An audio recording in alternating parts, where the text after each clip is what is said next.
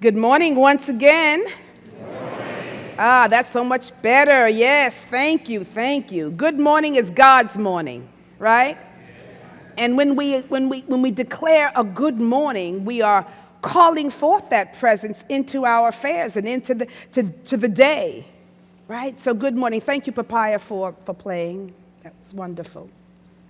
So we thank God for your presence. So turn to somebody and tell them, you know what, I want you to look them in the eye. This might feel uncomfortable, but so what? Look them in the eye and say, you know what? I love you. Look someone in the eye and say, you know what? I love you. You know what?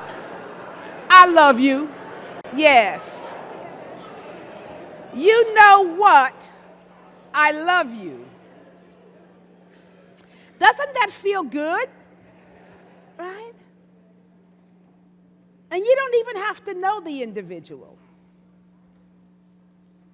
But when that expression of love is released and unleashed, it softens the heart, right? It sort of brings us together. We're connected to one another. If I meet a stranger on the street and the stranger comes and looks me in my heart, which is looking me in my eyes, is to look me in my heart, and they say, you know what? I love you. I don't have to know who they are, but my heart just goes, well, all right. Thank you. I received that. It feels good, right? Because love is a vibration that feels good. So I'm glad that you're here today, and I just want to be able to tell you, I love you. I love you. Thank you, thank you. So I was thinking about today, it's December 1st, and I thought, how cool is it that the first Sunday in December is today, December 1st. I thought, wow, that's really wonderful. But what this marks is that this is the last Sunday, and not the last Sunday, but the last month of the year for 2019. So whatever it is that you said you were going to do at the beginning of the year, you got 31 days to get it done. You got to get it in, right? So that's wonderful. But this is also the official, in my book, the official start of the holiday season. You know, even though last week I said we always initiate it, we prepare for this month of December, for this holy time, this holy season. We prepare for it with the first initial celebration of Thanksgiving, of being able to give thanks, of expressing a sense of gratitude. But that prepares the heart for what is going to take place in December, right? At the Christmas time. And so we've been hopefully worked up, and we're preparing our hearts and the soils of our mind and our consciousness to receive the good gifts of God.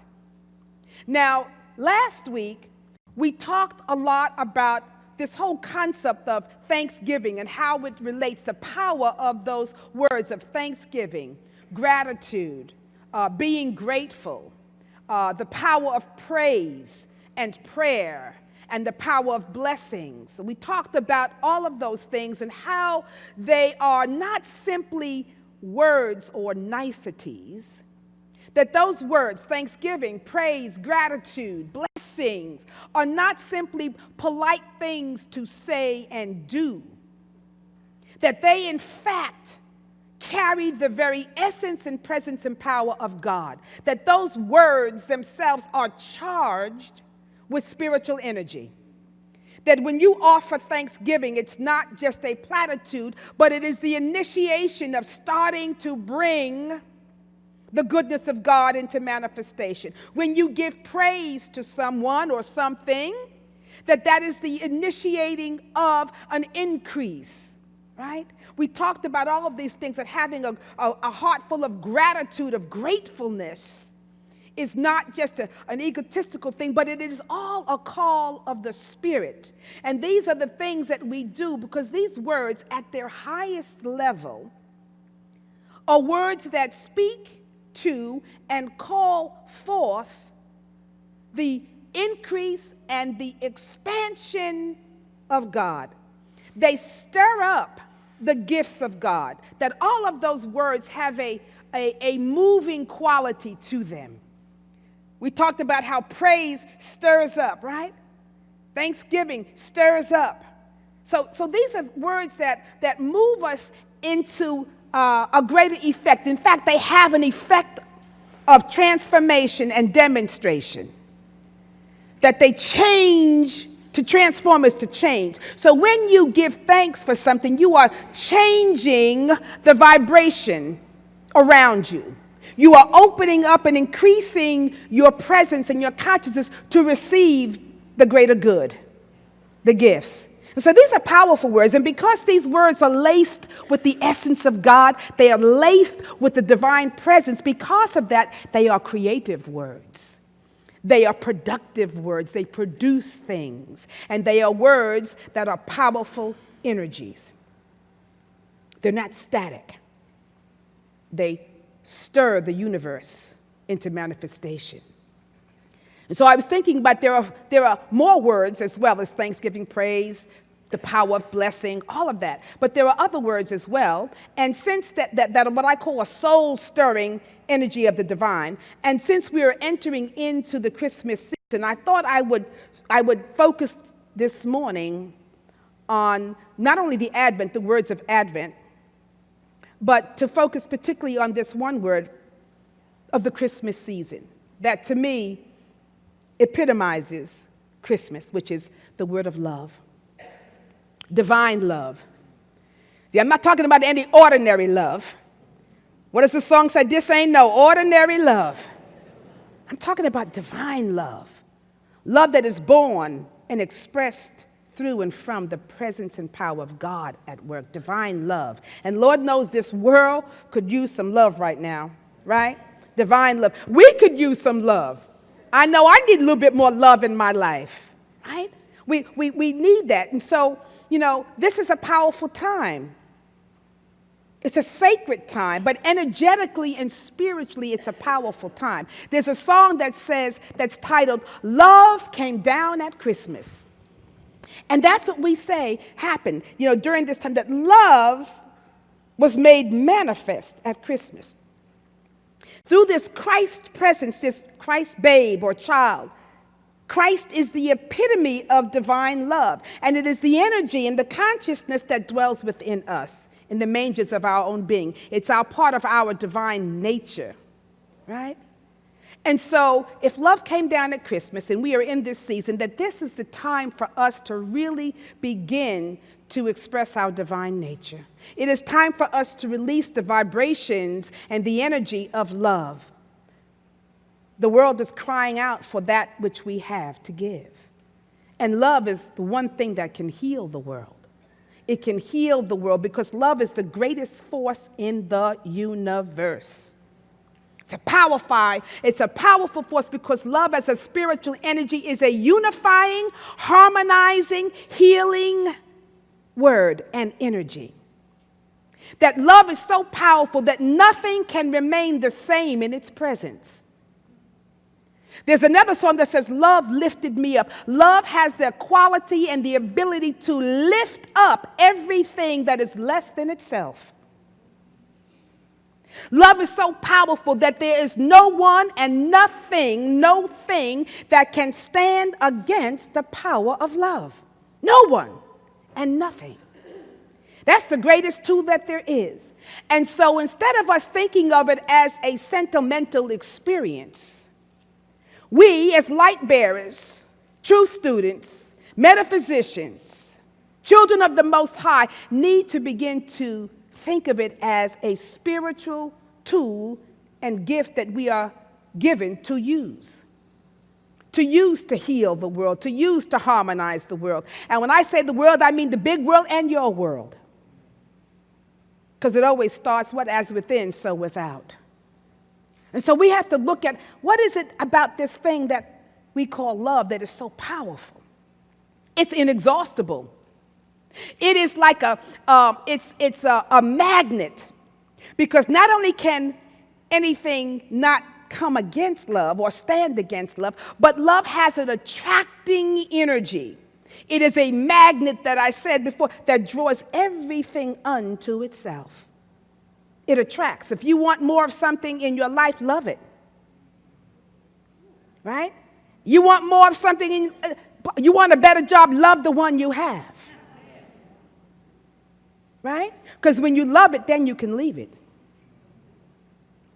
If you resist it and you don't love it, you'll be tied and tethered to it.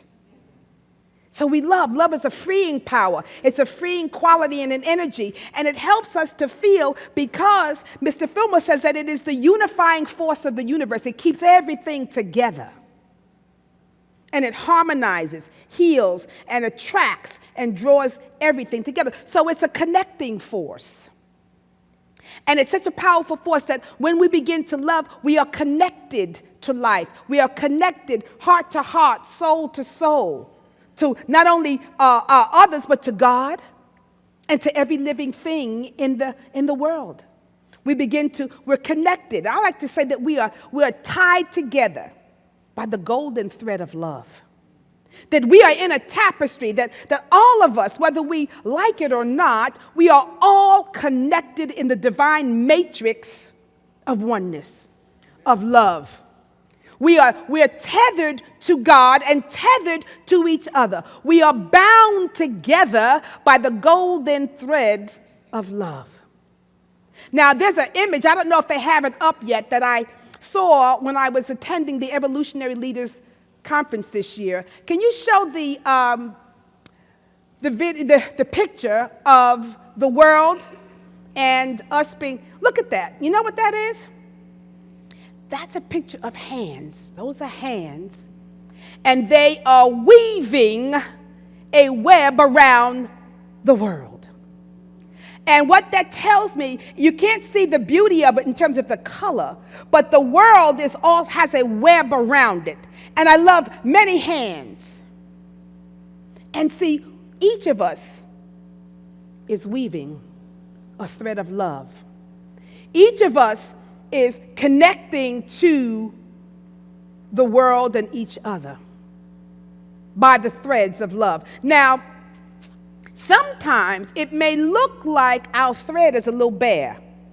Have you ever had a little something where the threads on your clothing are a little bare? They get a little worn, right? Yeah. Sometimes it may even appear that the threads of love that are weaving us together are a little thin, right? And they're bare. Or we may even have a loose thread somewhere. Now there are people who we say, that's a loose thread right there. So we're all in this tapestry, right, of life. We're woven together by the threads of love, but sometimes there's a loose thread. And when there's a loose thread, there's always the threat that somebody will pull that thread and unravel the whole thing, right? And so when that happens, we shouldn't look at life as, my God, this is unraveling. Because there are times when I feel that when I'm looking at what's happening, not only in our nation and in our country, but in the world, I said, Lord, it's unraveling.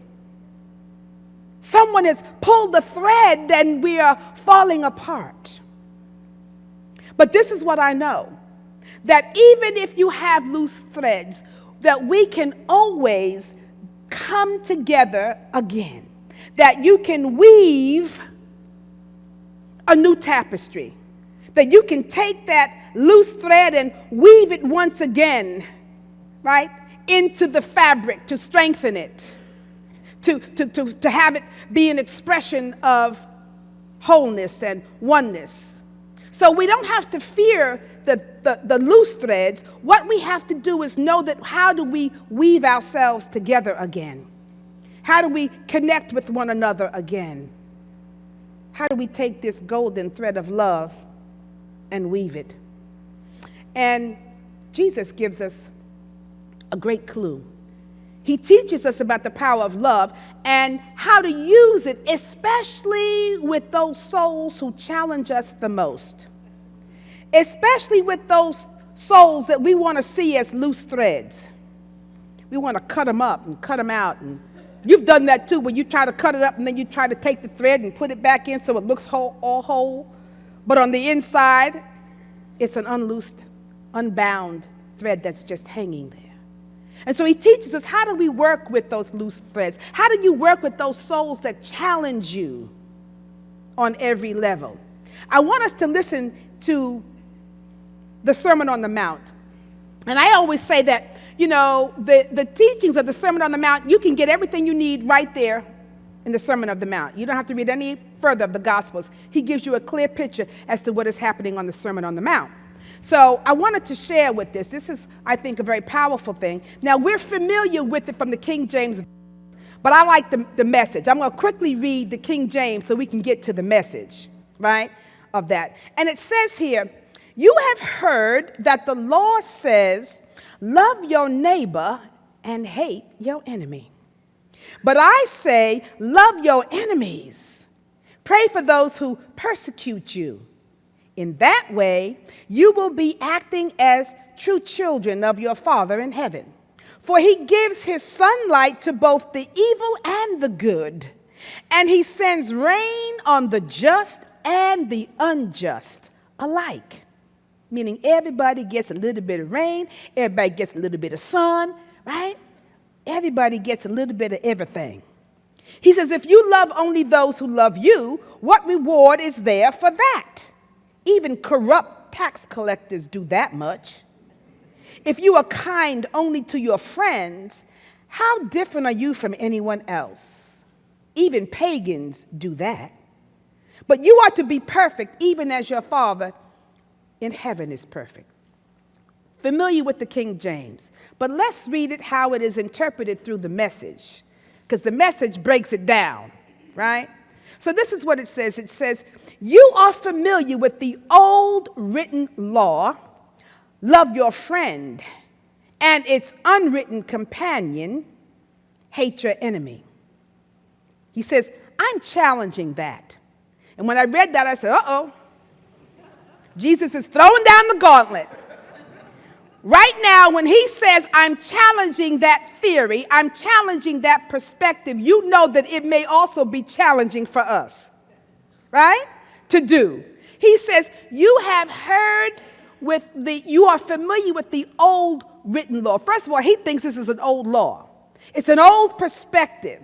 The old perspective that says, well, love your friends, but the underwriting element is, but you can hate your enemies. He says, I'm challenging that. I'm going to bring a new message, a new idea, a new theory, and it may be a challenge to you as well. That the old is passing away, and this is a New Testament that I'm bringing. He says, I'm telling you to love your enemies. Oh, he done gone and done it now. Love your enemies. First of all, we ought to hear that. In New Thought, we say, okay, there are no enemies. We say that there are what? Enemies, right? There are no enemies, there are enemies. Because most of the time, those people, those situations, those things that we think are enemies or against us are really the projections that we have from within ourselves. They are always those parts of us that are unhealed. Those parts that feel separate and apart. Those parts that we don't accept.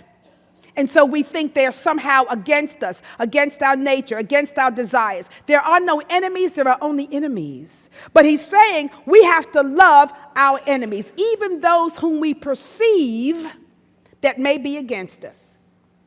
Because, see, if you understand the power of love, I'm saying, why is he telling me to love my enemies? Because he's giving us the secret of the universe, the power that lies in love. And even your enemies or your enemies cannot withstand or come against the power of love.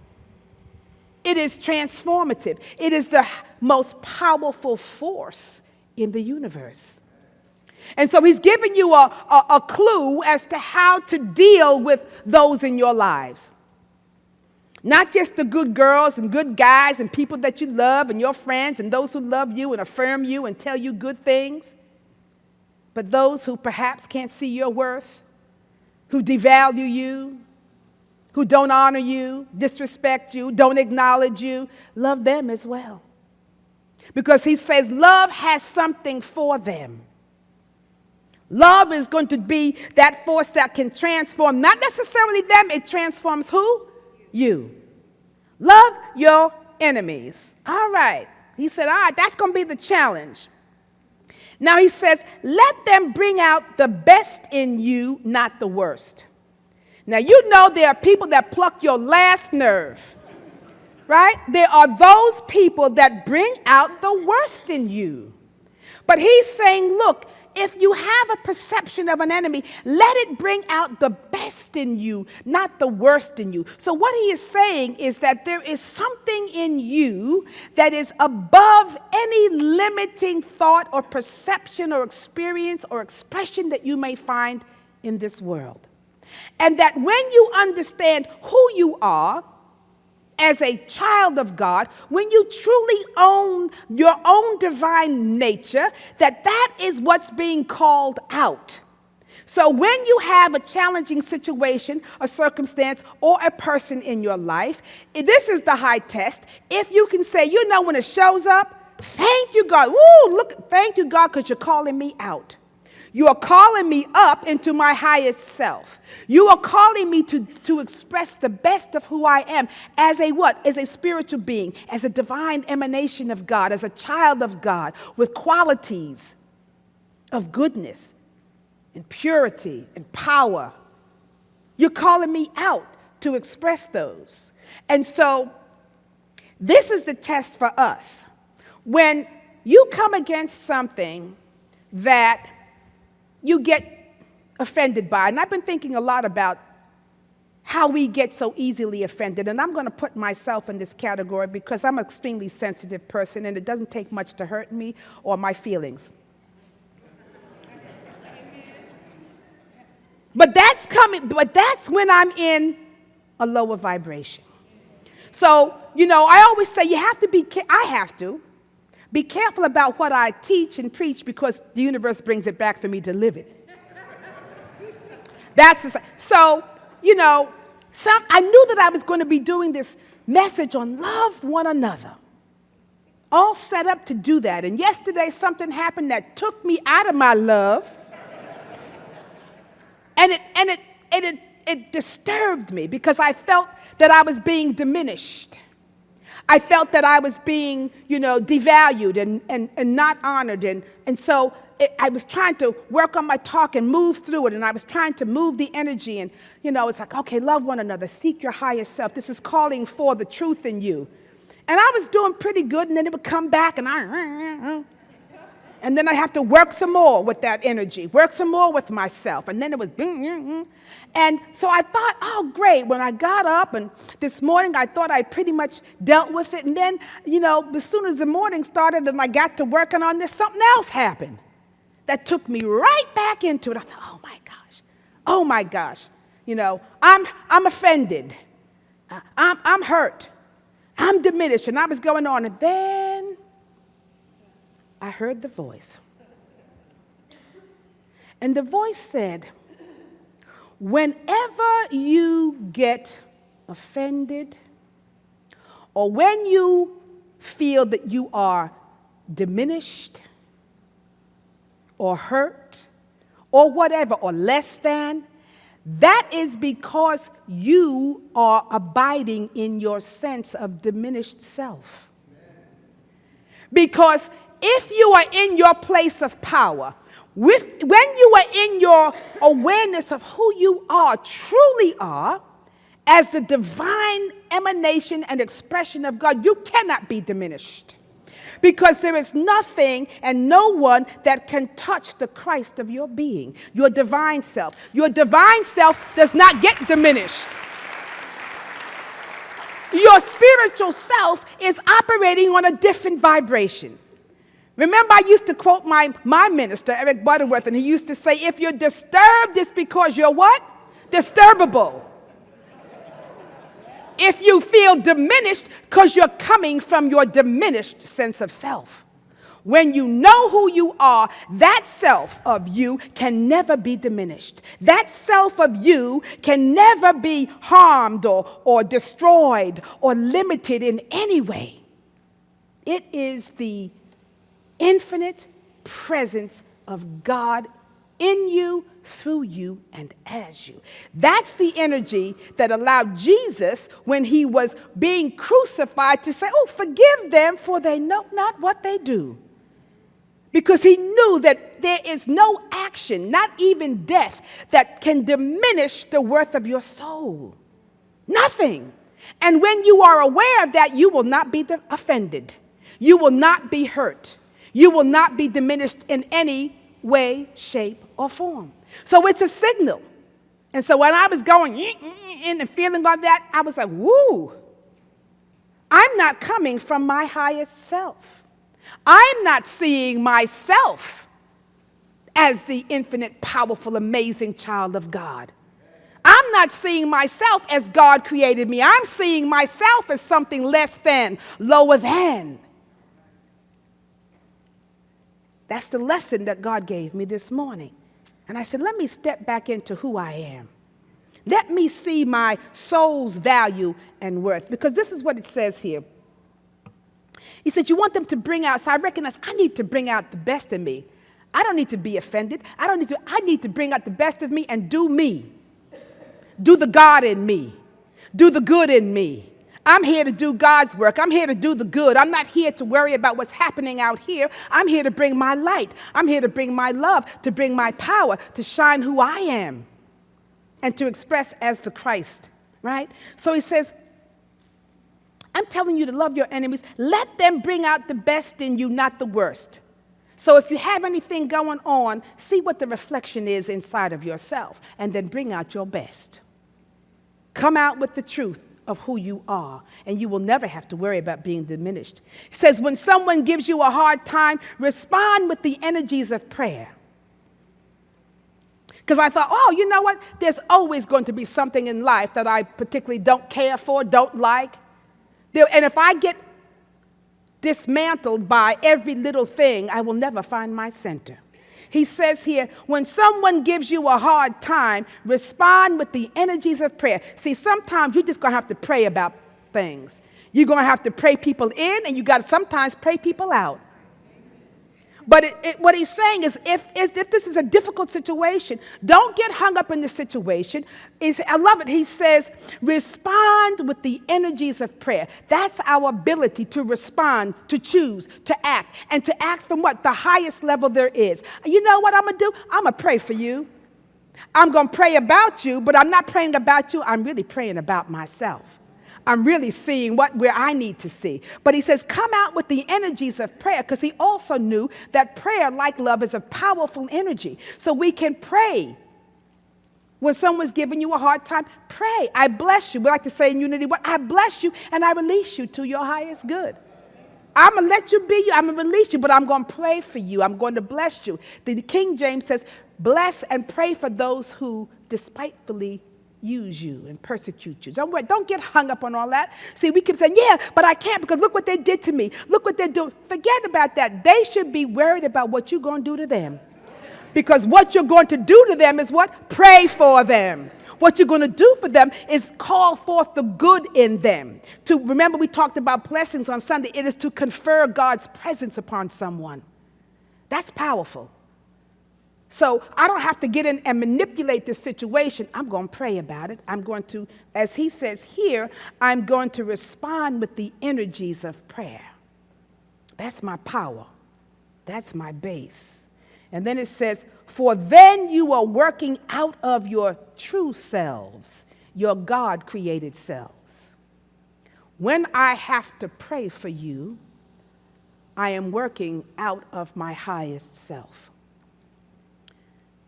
Prayer is the most highly accelerated action that there is in consciousness, to be able to connect, to be able to decree, to align yourself with the divine. And when I do that, then it says, I am working out of my true selves, not my diminished sense of self, not my human self, not my personality self. See, because we love the personality self. We love to identify with, oh, this is me. This is not you.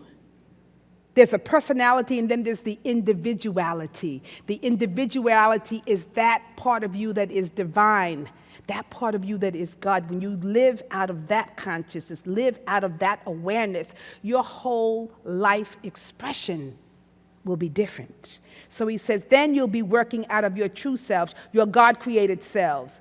Then he says, this is what God does. He gives his best, the sun to warm and the rain to nourish everyone, regardless of the good, the bad, the nice, and the nasty.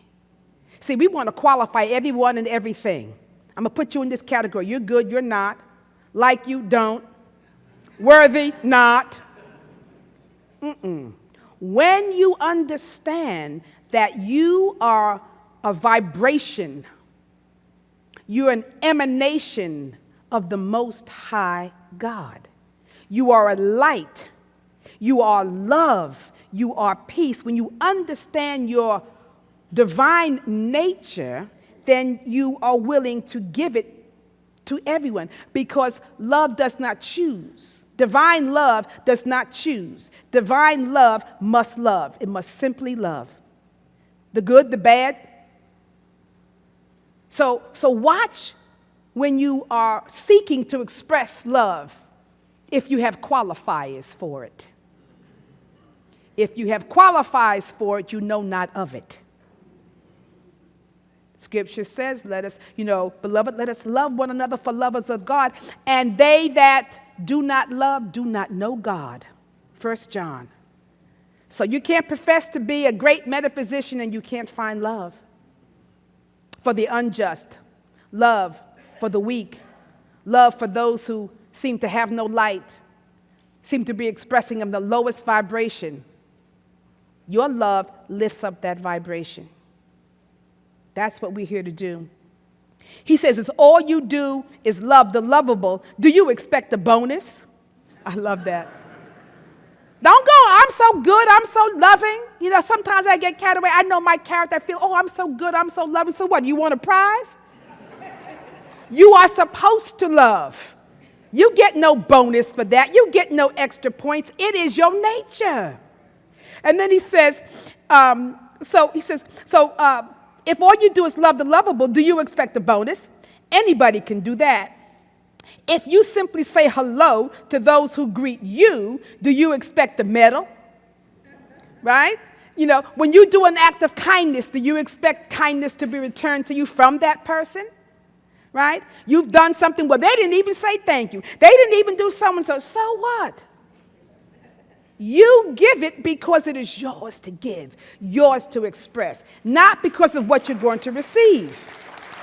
Right? So you don't get a medal for being a good person. You got to be it anyway. Somebody said, shucks, no medals for that.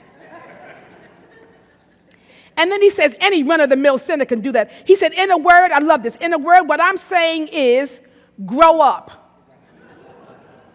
I love it. He said, in a word, what I'm saying is grow up. You're kingdom subjects, meaning grow up. You're a child of God. You're a child of the Most High. You are subjects of God, the good. And then he says, so now live like it. Live like it. Act like it. Be it. Right? That's your job. You are a child of the Most High, the child of a king. You're royalty. Live it. Act it. Don't worry about what you're going to get, medals and accolations, people adoring you, whatever. So what? You might not ever receive that from anyone out here. The Bible says, why are you seeking the approval of men? I always say to my mother, I said, look, are they paying my mortgage? Or that, no, I'm not going to seek that approval. I seek the approval of God. And if I'm the only one who knows that I have done good, so be it. Right? That's good enough for me because it's good enough for God. And then it says, so grow up. Live out your God-created identity. Forget your personality. Stop identifying with the things you have and the things how you think you're showing up and what you think people think of you. Stop all of that. Identify with the Spirit of God in you as that divine thread here. And then he says, live generously and graciously towards others the way God lives towards you. That's some powerful stuff. It's the way we're supposed to be. I was reading some quotes this morning from Mother Teresa, who's one of my favorite people, because I wish I could have been born with her temperament. I wish I could be like Mother Teresa. But I'm honest enough to know that, I have a ways to go. But one of the things that she said in one of her quotes was, she said, if you're looking for a good person and you can't find one, she said, be one. Right? If you're looking for somebody to love you, then just be love. It's powerful. And then her poem, anyway, let me see if I can find her. Do you all know her poem called Anyway? You all know that one? Let me see if I can find it. Oh, Mother Teresa's poem. I just love this one. She says, people are often unreasonable, illogical, and self-centered. Forgive them anyway. If you are kind, people may accuse you of selfish, ulterior motives. Be kind anyway. If you are successful, you will win some false friends and some true enemies. Succeed anyway. If you are honest and frank, people may cheat you. Be honest and frank anyway. What you spend years building, someone could destroy overnight. Build anyway. If you find serenity and happiness, they may be jealous. Be happy anyway. The good you do today, people will often forget tomorrow. Do good, what? Anyway. Give the world the best you have, and it may never be enough. Give the world the best you've got, what? Anyway. You see, in the final analysis, it's between you and your God. It was never between you and them anyway. Anyway.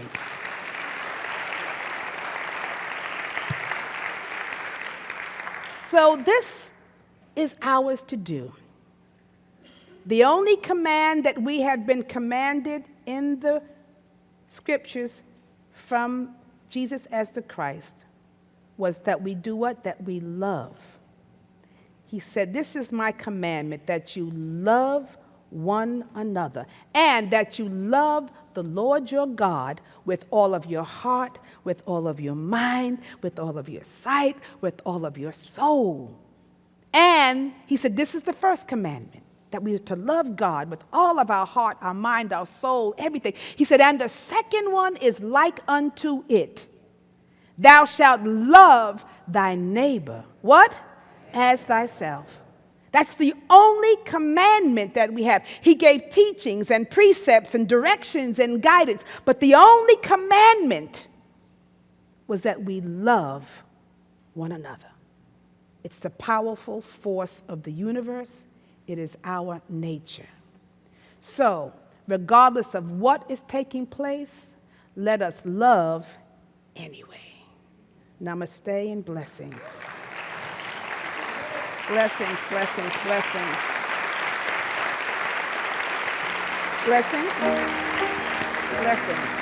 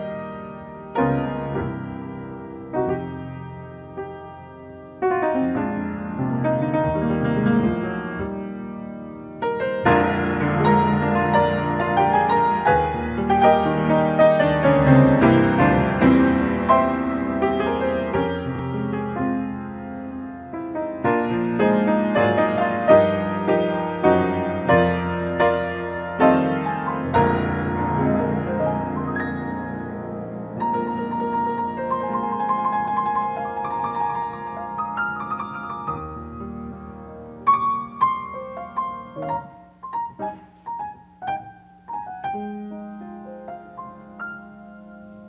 you.